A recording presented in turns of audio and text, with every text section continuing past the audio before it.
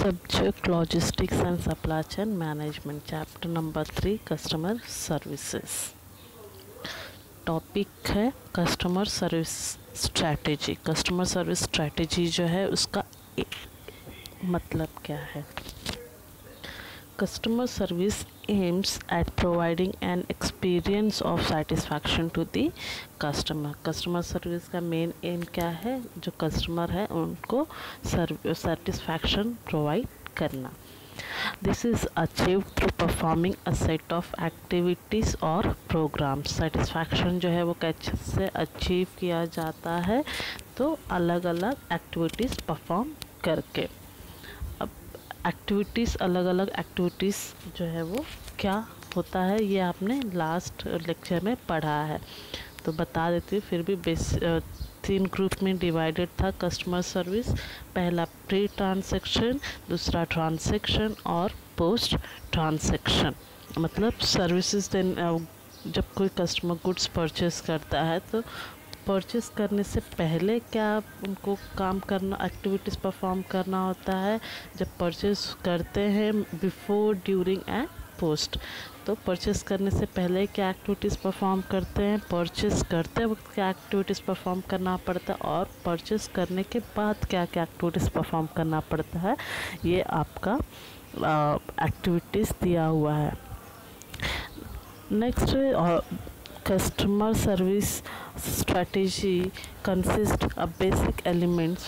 For first one is order cycle time. What is order cycle time?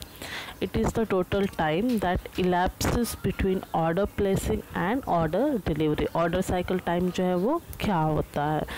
तो order cycle time का मतलब है कि डिलीवरी और जब ऑर्डर प्लेस करते हैं, मतलब जब आप ऑर्डर करते हो और ऑर्डर आपको मिलता है तो उसके बीच में आपको क्या क्या एक्टिविटीज़ परफॉर्म करना होता है, कितना टाइम लगता है, ये आपका ऑर्डर साइकिल टाइम होता है।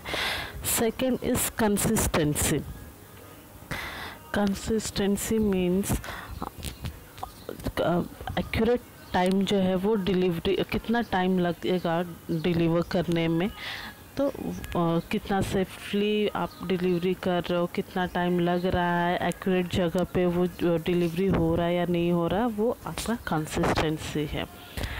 Third one is communication. Communication means आप जो फीडबैक लेना, अगर आप डिलीवरी कर दी हो, प्लेसमेंट हो गई है तो फीडबैक कलेक्ट करना, उसके बाद प्रॉपर कॉन्टैक्ट नंबर वगैरह लेके रखना ताकि उनको जो सर्विसेज है वो प्रॉपर टाइम पे जाए।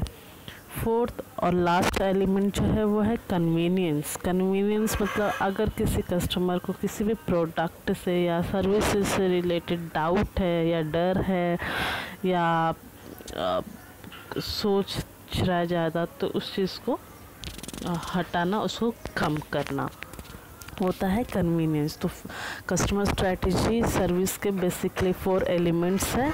तो फर्स्ट क्या है? ऑर्डर साइकिल टाइम, मतलब कि ऑर्डर प्लेसमेंट से लेके ऑर्डर डिलीवरी के बीच में कितना टाइम लगता है, वो ऑर्डर साइकिल टाइम है।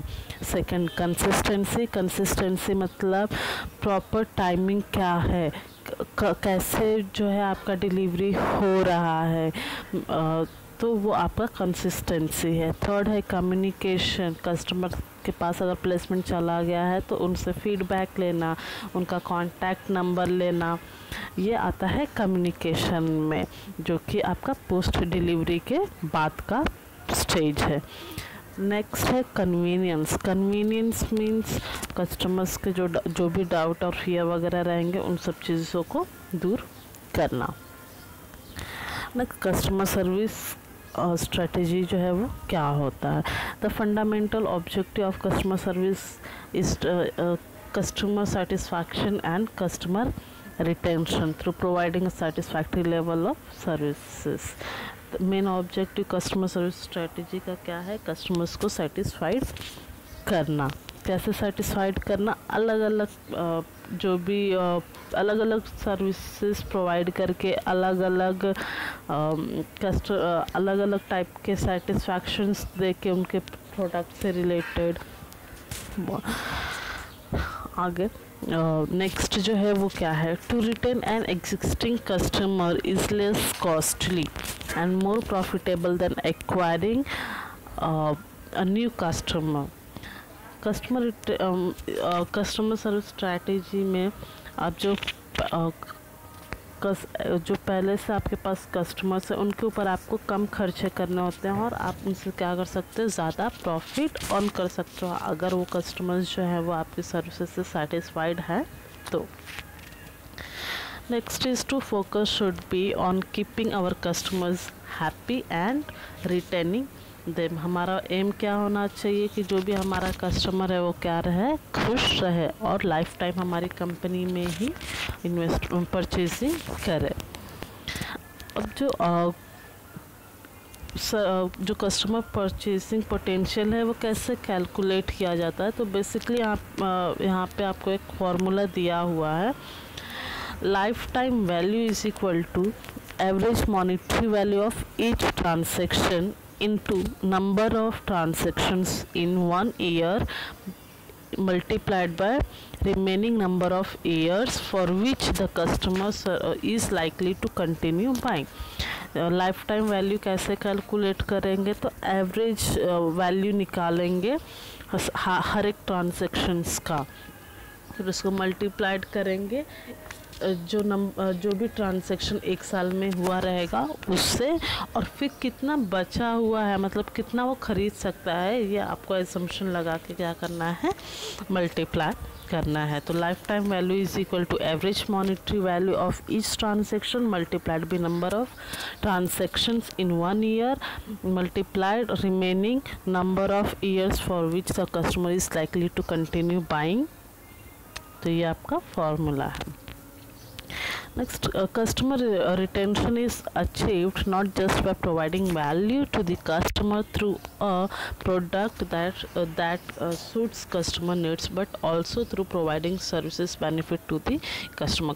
Customer retention का मतलब क्या होता, मेन एम क्या होता है, सिर्फ गुड्स प्रोवाइड करना या प्रोडक्ट प्रोवाइड करना नहीं कस्टमर की ज़रूरत के हिसाब से, बल्कि वो जो प्रोडक्ट दे रहे हैं उसका फ़ायदा क्या है उनकी लाइफ में, वो भी कस्टमर रिटेंशन का मतलब होता है। The product deliver the core benefit that is satisfaction of needs and wants. The services deliver supports benefits of convenience, accessibility, reliability and timeliness. Product जो है वो कैसे होना चाहिए, कस्टमर की ज़रूरत के हिसाब से होना चाहिए, उनकी डिलीवरी अच्छी से होनी चाहिए, उनके लिए कन्वीनियंस होनी चाहिए, ज़्यादा कॉस्टली नहीं होनी चाहिए, उनके लिए फ्लेक्सिबल होना चाहिए और ज़्यादा टाइम तक रहने वाला चाहिए। नेक्स्ट जो है वो है steps of customer services in strategy. तो यहाँ पे 3 स्टेप है। फर्स्ट है to identify customer services needs, to identify customer services needs. उसके बाद है to define objectives of customer services, और थर्ड है to design the logistics system which helps in delivering the customer services. अब first वाले step पे आते हैं, to identify customer services needs. It is necessary to develop a clear understanding of what are the customer services needs from the point of view to the customer. To identify customer services needs मतलब क्या है कि आप कोई भी अगर services provide कर रहे हो तो आपको कस्टमर्स के अकॉर्डिंग सोचना है कि इस सर्विस की ज़रूरत क्या है।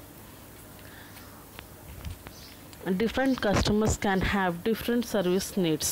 We need to identify different segments of needs. We need to identify different segments of customers on the basis of their services needs. अलग अलग टाइप के कस्टमर होते हैं तो अलग अलग टाइप की उनकी ज़रूरतें होती हैं, तो हमको हर एक कस्टमर के हिसाब से क्या करना है, सोचना है और सर्विसेज प्रोवाइड करनी है।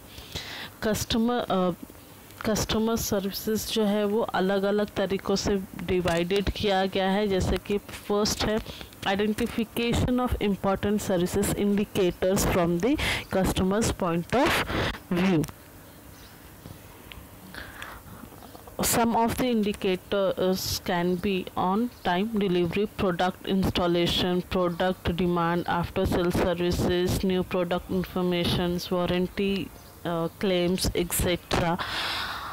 बहुत सारे नॉर्मली जो है इम्पॉर्टेंट एलिमेंट्स हो सकता है वो क्या होगा कस्टमर्स के पॉइंट से कि जब वो कोई भी प्रोडक्ट लेते हैं तो टाइम पे डिलीवरी हो जाए, प्रोडक्ट इंस्टॉल करके मिले, उस पर प्रोडक्ट परचेस करने के बाद भी उस पर सर्विस मिले, प्रोडक्ट के बारे में इंफॉर्मेशन टाइम टू टाइम अच्छे से मिले, फिर वारंटी कार्ड वगैरह दिया रहे। तो ये सारी जो है वो इम्पॉर्टेंट पॉइंट है, फैक्टर्स हैं, सर्विसेज हैं कस्टमर्स के पॉइंट ऑफ व्यू से। नेक्स्ट है arranging the services components identified in the first step in order of importance as perceived by the customers. तो इसका क्या मतलब हुआ कि जो सर्विसेज है वो पहला उनका पहला पॉइंट ऑफ व्यू है कि उनको जब वो प्रोडक्ट परचेस करते हैं तो उनको ये सर्विस मिले। The service components are identified in the first step. We need to arrange them in order of relative importance so that the component that is perceived as the most important gets first rank. This is done using marketing research technique. For example बहुत सारा जैसे कि हमारे पास कोई भी एक product है जिसमें हम लोग को स्केलिंग करना है 0 to 10 के बीच में। अब ये जो स्केलिंग है वो कस्टमर जो है वो अलग अलग तरीके से कर सकता है, जैसे कि वेट देख के या कलर देख के या पैकेजिंग देख के उसका क्या कर सकता है, अपना व्यू दे सकता है। तो हमको यहाँ पे ऐसा मतलब अलग अलग एक ऐसा कंपोनेंट रखना है कि कस्टमर्स जो है वो क्या करे, प्रोडक्ट को पहचान सके, अपनी ज़रूरत के हिसाब से उनको ले सके। Third is identification of customer segments on the basis of similar service needs. customer segments or customer cluster are group of customers with similar services benefits. The customers in customer cluster have similar perceptions about which services attributes are more important. यहाँ पे जो है customers के बारे में analysis करते हैं कि उनकी जो सर्विसेज है उसको एनालाइज किया जाता है कि उनको कैसी सर्विसेज मिलेगी या उनका किस टाइप का जो है वो परचेसिंग था या उनको कौन से टाइप का सर्विसिंग देना है। सेकेंड जो स्टेज है कस्टमर सर्विस स्ट्रेटजी का वो है to define objective of customer services. जो सर्विसेज दिया जा रहा है उसका ऑब्जेक्टिव पता लगाना कि क्या है। जैसे कि ऑब्जेक्टिव जो है वो या क्वांटिटेटिव नेचर भी हो सकता है या फिर आप एक्चुअल परफॉर्मेंस आपका हो सकता है जो कि आपने डिसाइड किया हुआ रहेगा कि ये प्रोडक्ट पे इतना है सर्विसेज हमको क्या करना है, देना है करके। तो objectives are quantitative in nature and they set as a benchmark for comparing actual performance with the desired performance. Objectives are time bound in nature. They are set for a specific time frame. Since the company handles huge number of transactions, it is easier to set objectives in terms of percentage. Service objective can be related with on-time delivery, having a desirable level of fill rate, avoiding stock out, attending customer complaints within a specified time frame, etc. Objective क्या क्या हो सकता है, तो time पे goods provide करना, जितना demand किया है वो उनको उतना प्रोवाइड करके देना। जैसे कि लास्ट एग्जांपल में पढ़ा था, अगर आपसे किसी ने 100 डिमांड किया है तो आपके पास कितना प्रोडक्ट है उसको डिलीवर करना ही फिल रेट होता है। उसके बाद जो भी उनके कस्टमर्स के कंप्लेंट्स है हर एक को अटेंड करना भी आपका ऑब्जेक्टिव हो सकता है कस्टमर सर्विस का।